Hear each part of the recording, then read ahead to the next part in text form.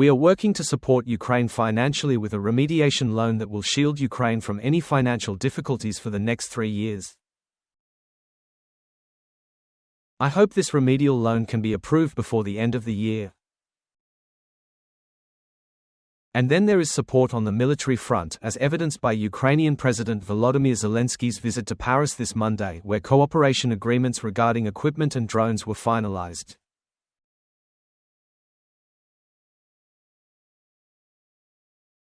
We had a very good plan to discuss very specifically what more can we do with the shadow fleet, because it really has an effect on Russia's revenues to finance this war.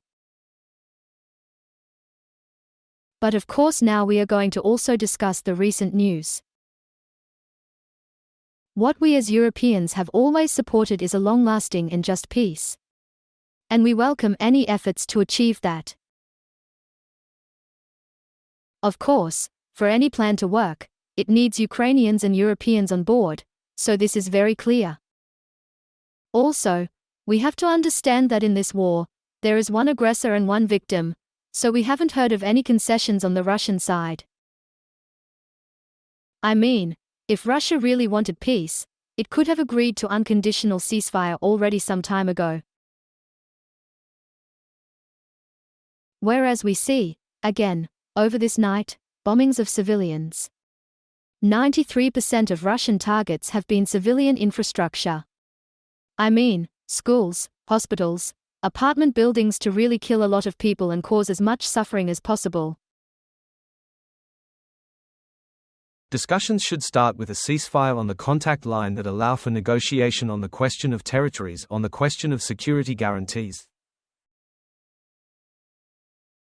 We have said that, the US have said that, President Trump has said that, and Ukrainians are ready for this.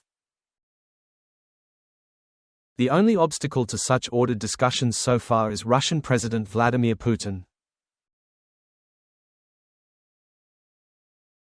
We want a lasting and just and fair peace in Ukraine.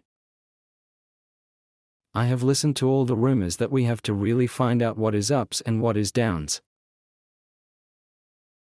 I think it's important to emphasize that you can't bring peace to Ukraine without the Ukrainians and the Europeans.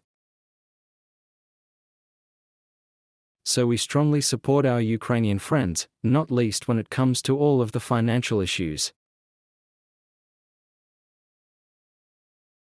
We are working hard on how to find a solution in the lead up to the next European Council meeting about a package where I think still an innovative use of the immobilized Russian asset is the key to success.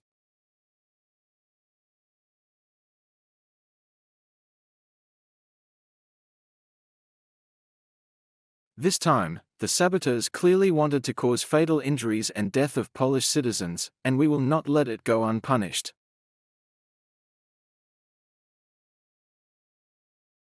There was an explosion. 2 out of 3 explosive charges only were activated.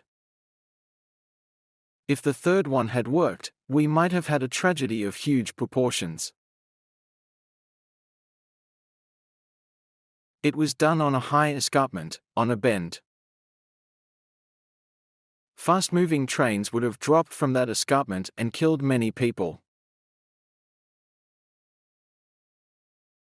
And we know that the saboteurs came across from Belarus and escaped to Belarus, and we know what the status of Belarus is. One of the perpetrators had already been convicted in a Ukrainian court for sabotage on behalf of Russia. We know their identities and we know who ordered them and paid them to do it. And they were agents of the Russian state.